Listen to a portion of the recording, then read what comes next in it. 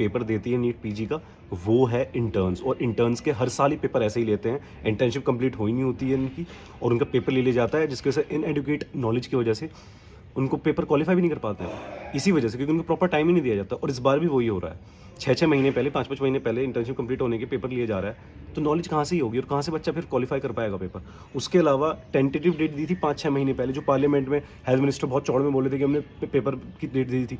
Tentative date थी, किसी को भी पता नहीं था कि कितने बच्चे क्वालिफाई होंगे, और वही हुआ। 13 पता नहीं 14 स्टेट्स के बच्चे क्वालिफाई नहीं थे स्टार्टिंग में।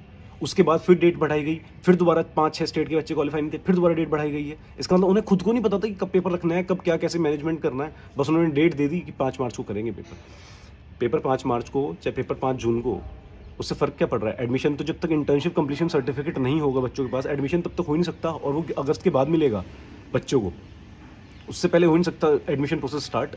तो फिर ये कैसे तेलंगाना हाई कोर्ट को बेवकूफ़ बना दिया एनएमसी ने कि हम जुलाई में स्टार्ट करवा देंगे काउंसलिंग। अगर मैं हूँ, मैंने क्वालिफाई कर लिया, मुझे सीट अलॉट हो गई, मेरे पास जब तक इंटर्नशिप कंप्लीशन सर्टिफिकेट नहीं होगा, जो कि मुझे अगस्त में मिलने वाला है, तो मैं कैसे एडमिशन ले लूँगा, और कैसे मुझे एनएमसी एडमिशन दे देगी, किस बेसिस पे दे देगी। मैं तो छोड़ दूंगा बीच में अपनी जो इंटर्नशिप है। फिर तो इंटर्नशिप हटा दो, 1 साल की जो इंटर्नशिप कंपलसरी होती है, हटा दो उसको।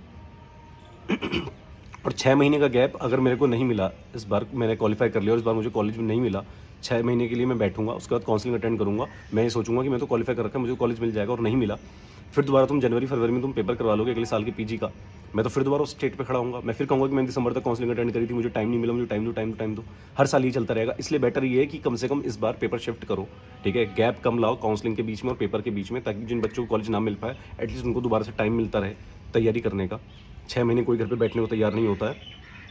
और उसके बाद मेजॉरिटी माइनॉरिटी का केस ही नहीं होता यार, ये केस होता है कि अब कौन सही है कौन गलत है। मेजॉरिटी माइनॉरिटी के जो कल जज बोल रहे थे कि मेजॉरिटी तो नहीं है माइनॉरिटी तो नहीं है, बात ये कि सही गलत की। और 2 लाख के 2 लाख बच्चे चाहते हैं कि पेपर पोस्टपोन्ड हो। मेरे साथ वालों ने 10 जनवरी तक तो उन्होंने काउंसलिंग अटेंड करी है, और अब उनको कह दिया गया है 1.5 महीने बाद कि दोबारा पेपर दे लो। 6 महीने से वो काउंसलिंग के चक्कर में अटके हुए थे, ना उन्होंने कुछ पढ़ा ना कुछ उन्होंने रिवाइज करा।